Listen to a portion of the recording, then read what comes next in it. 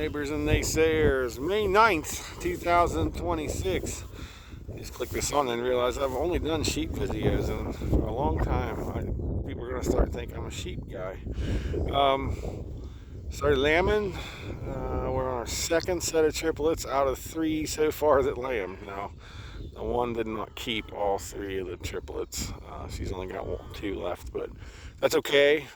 I'd really rather have twins, but if we have triplets, fine. And then one single, which was a yearling ewe, which is respectable.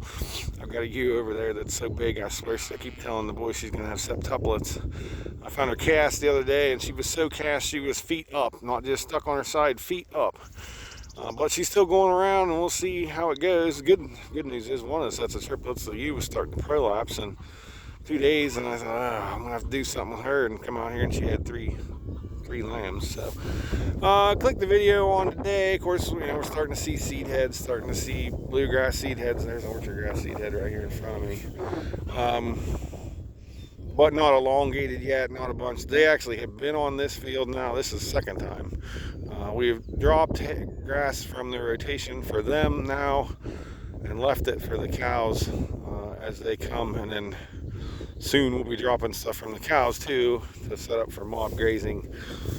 It's an interesting time of year. After 2 years of drought, it feels so good to be out on pasture, although it's busy. You forget how busy you were for 2 years when all you did was feed hay, to go back out and move. And of course we did this last spring too, and then it got dry, but you just forget. You forget how busy you are. Boy, virtual fence sounds like a great idea right now with things. Although we have moved this year to a 2-strand fence, or for right now, 2-strand fence with the sheep, and that has cut down on time for building fence. I'm just getting ready to start building, as opposed to winter time when we built 14 fences a weekend. Now we just build 7 a weekend because we don't know where the forage is going to be in 7 days. So we just build 7 days for them, 7 days for the cows if we can, and then deal with the aftermath. If it grows too much, that's fine. We just leave too much. The real problem is if we underestimate and we overgraze, then we're a problem. And I kind of did that with the cows this week, although it's a necessary evil because I seeded that field a little bit. The last 2 I've been across, we frost seeded, and we kind of want to give that clover just a chance to grow before it gets inundated with the cover of fescue. Reason for picking on the video, of course, when I get done, I'm going to yell at the guard dog because he's up there interfering with the ewe, and I think that causes us some issues. But it's a necessary evil because without the guard dog, you wouldn't have lambs at all. So you just have to do it. And I don't know how much they interfere, but they do interfere, and I get some refusal on twins sometimes, and it's probably a guard dog thing. It's probably she's laid down, had the lamb, moved on to have another lamb. The dog mothers up the lamb that's there, and then the mom won't take it back because it smells like the dog. But those things happen. I mean, outside of bringing them in and lambing them in a barn and separating the dogs, and I'm not going to do that. That's too much labor for me. So we're going to have to just keep the ewes that will mother up, and we'll keep the twins. The reason for picking up video today, though, is it's come to light it's odd, I'm here in the sheep field, but with the cattle and the hogs, it's come to light that there is a test out there, a test for production. And so lots of thoughts have gone into recently testing the hogs for production because we have so much trouble with farrowing on these show pig influenced sows that we need to do something. And so, when I've got nothing else to do the last couple of days, I've been thinking about testing them for production. And we could test the cows too, but we really don't have a production problem in the cows. But also test for meat tenderness, meat quality genes, which is cool. But that's part of the story. The other part of the story is, I had a thought last night, I could do with a whole lot less sheep. I only need to process 10, 15, 20 a year. And here we are, 40 ewes, probably pushing 50 ewes at this point. We don't need that many, but we have that many because we have 3 guard dogs.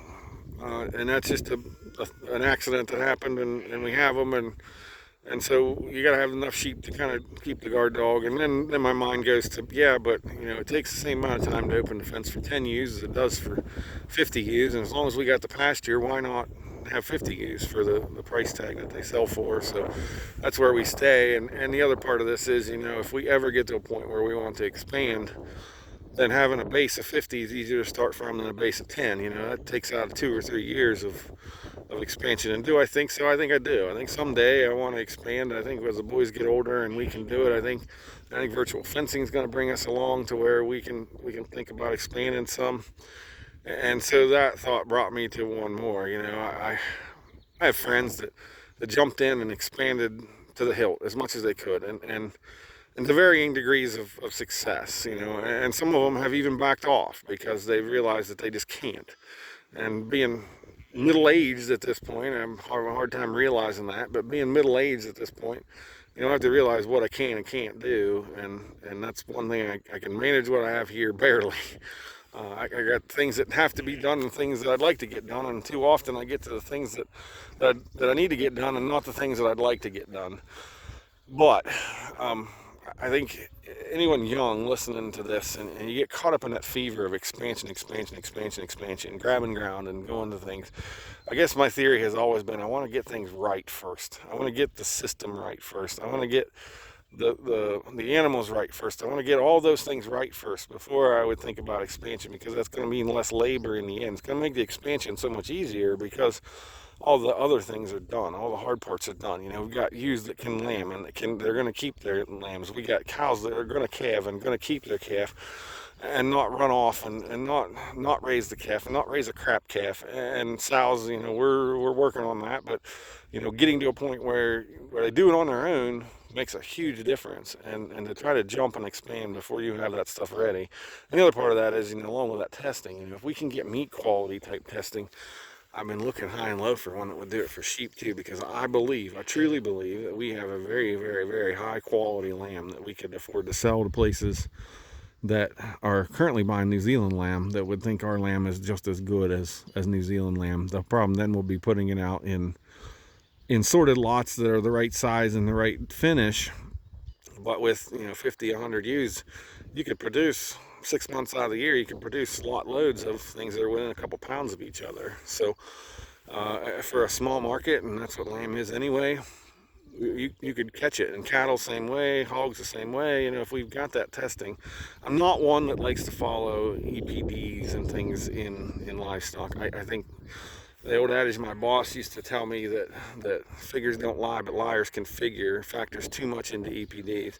But you give me a genetic test that I can't fake, and that's somewhere I can go. So I guess take-home messages, we wanted to expand. We've tried several times, and it just never really worked out. And we are getting to a point now, though, where I feel like we got things right enough that I'm good. Like it's sort of push button. We know what to do and how to do it and how to manage things, and that can then be taken on the road if we need to. I can't just yet. The boys are too young, but at some point we can.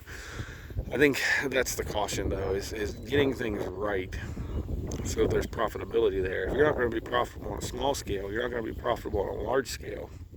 And too often we get jumped around in agriculture. Oh, you got to expand. I mean, look how that helped the dairy industry. Look how it helped a lot of other industries. Expansion without profit is just pointless. So getting a system right, and like I said, I don't feel like I'm 100% there, but I feel like I'm better today than I was yesterday, and on back. So with that, I'll say we'll see you next time.